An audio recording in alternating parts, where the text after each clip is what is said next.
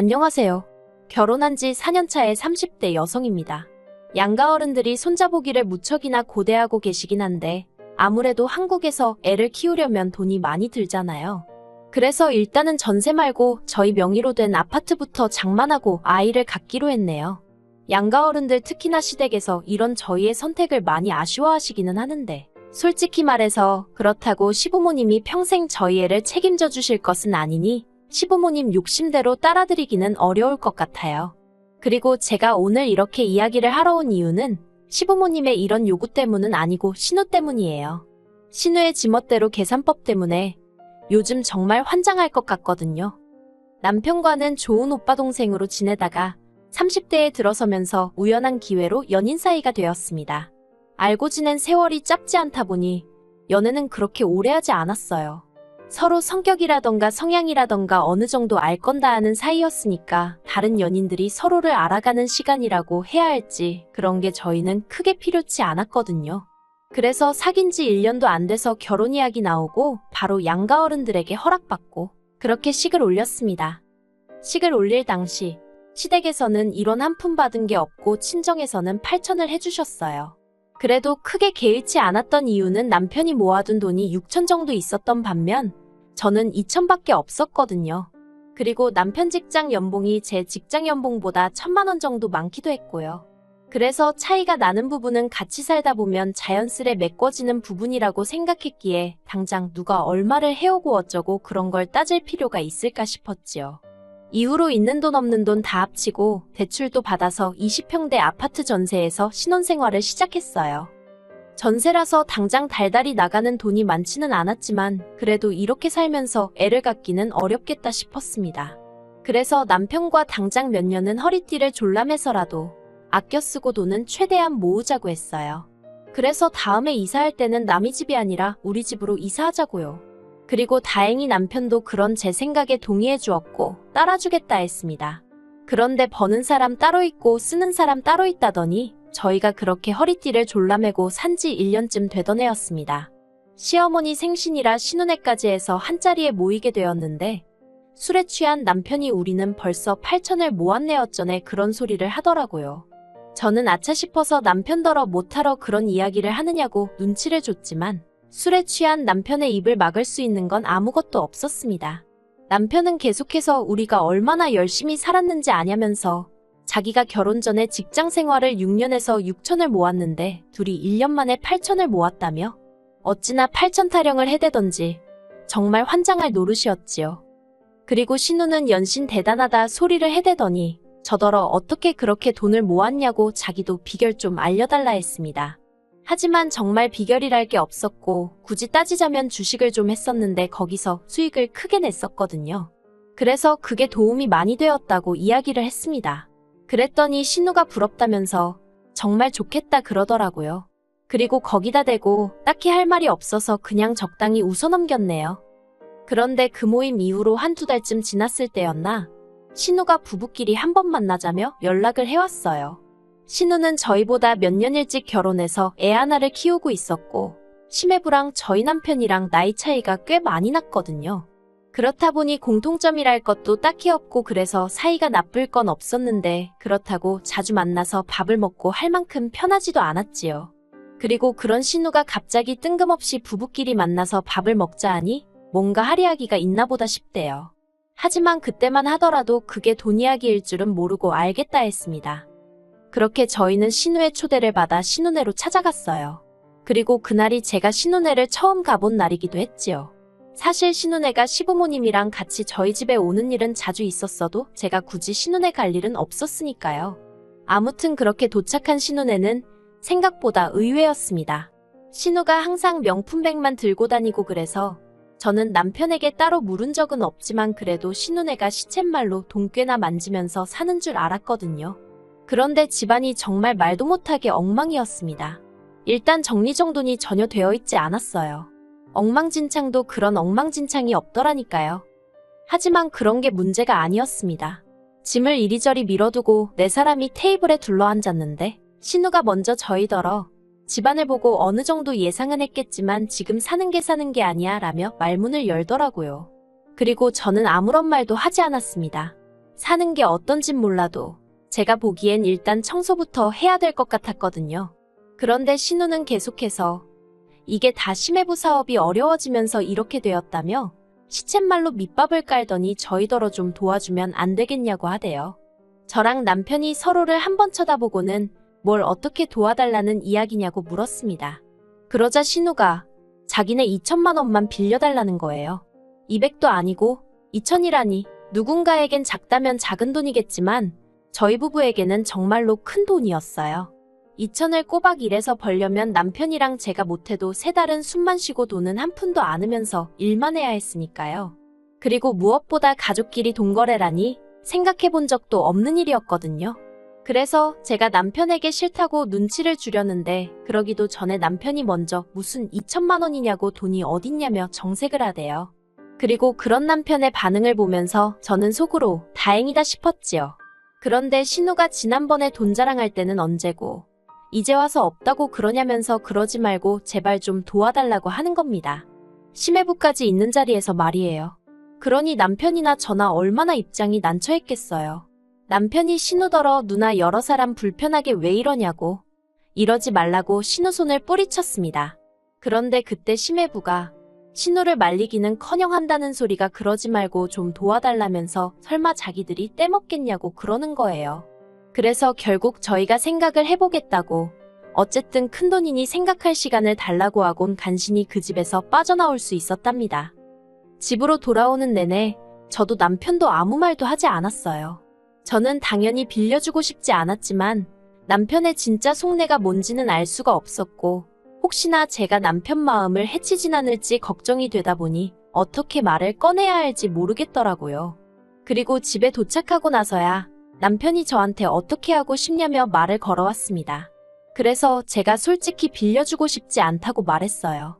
그랬더니 남편도 순순히 자기도 그렇다며 알겠다고 하대요. 하지만 이튿날 신우에게 남편이 상의해봤는데 역시 돈은 못 빌려줄 것 같다고 말을 했더니 신우가 울고 짜고 한마디로 난리가 났어요. 그리고 시부모님까지 이 상황을 알게 되셨고요. 시부모님은 연락도 없이 저희 집에 찾아오셨고 저희 둘을 앉혀놓고 한참이나 설교를 하셨습니다. 부모 죽고 나면 세상 천지에 의지할 건 핏줄 나눈 남매뿐이라면서 그까짓 돈 2천 때문에 누나 마음에 대못 박지 말라고 너 혼자 잘 먹고 잘 살면 그게 다 무슨 소용이냐 다 같이 잘 살아야지 이렇게 표현하면 욕먹겠지만 정말 귀에 딱지가 않겠더라니까요. 그리고 자꾸 그까짓 돈 2천 하시는데 아니 그러면 신우는 그까짓 돈 2천이 왜 없는 거며 그까짓 돈 2천 어머님 아버님이 해주시면 안 되는 거냐 소리가 목구멍 끝까지 올라오는 걸 간신히 참았다니까요. 그리고 결국은 남편이 저에게 정말 미안하다면서 빌려주자고 하더군요. 남편도 시달릴 만큼 시달려서 하는 소리라는 걸 알았기에 저도 더는 안 된다고 할 수가 없었어요. 그래서 알겠다고 하고 그렇게 2천을 빌려줬습니다.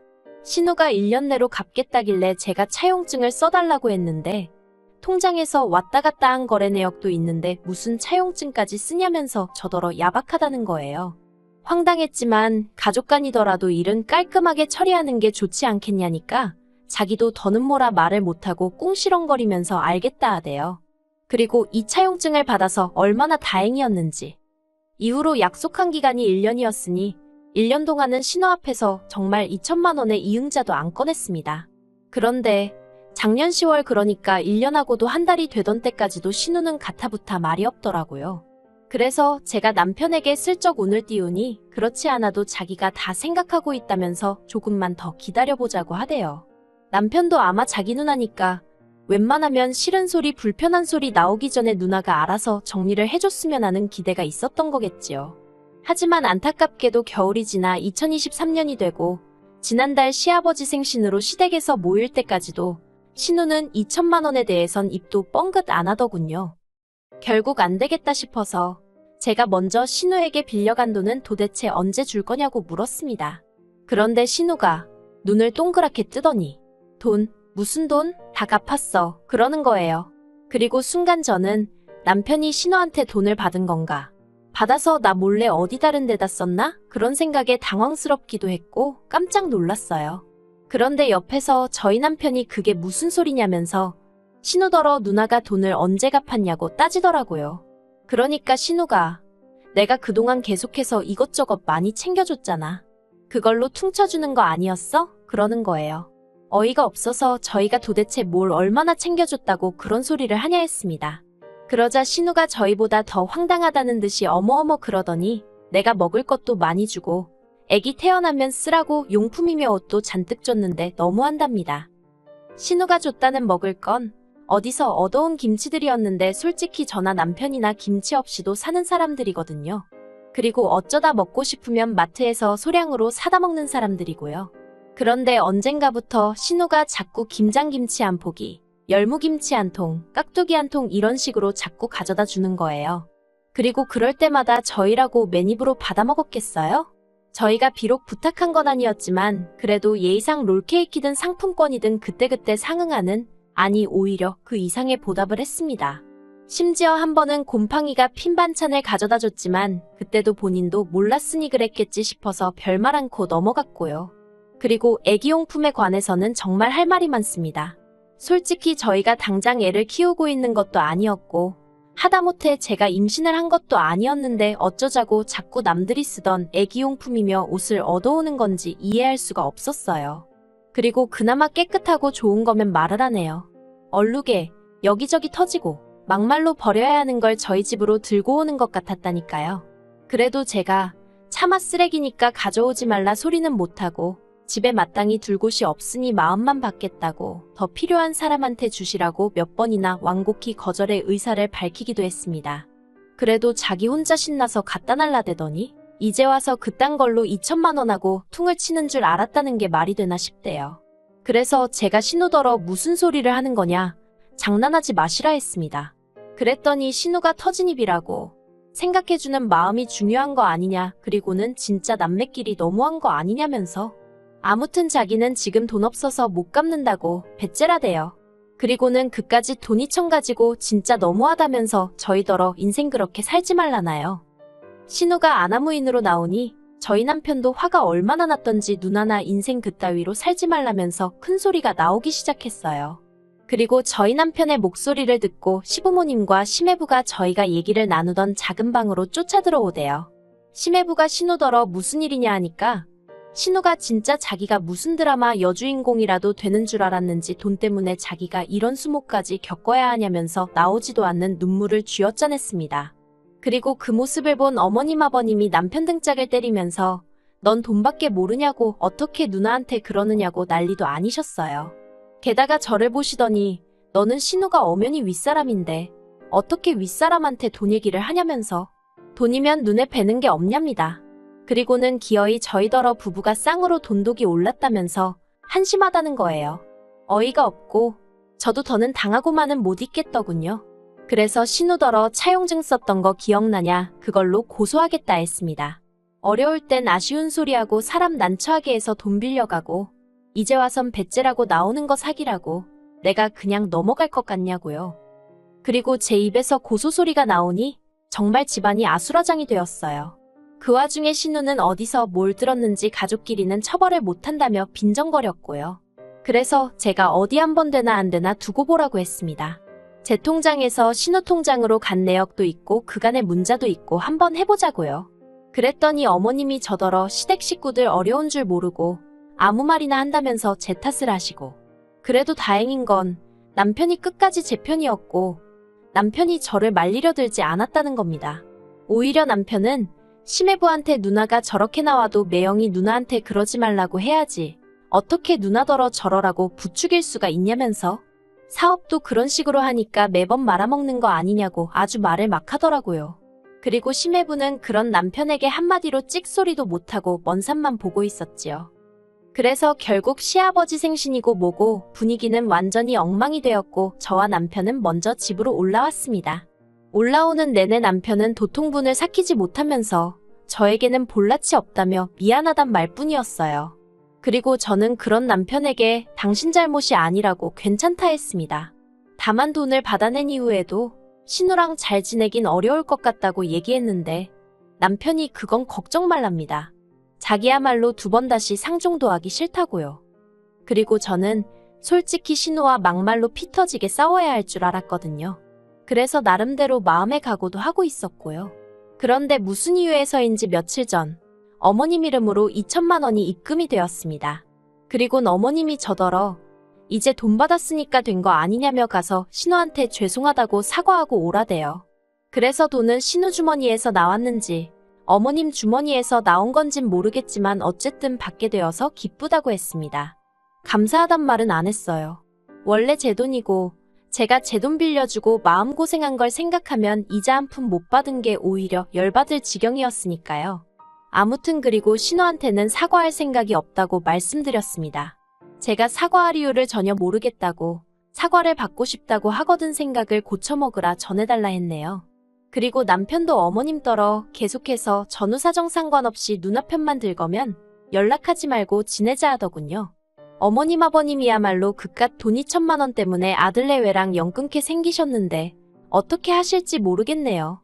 정말이지 가족 간에 돈거래 하지 마세요. 이건 뭐 빚진 사람이 더 큰 소리를 내는 세상이니 정말 어처구니가 없다니까요.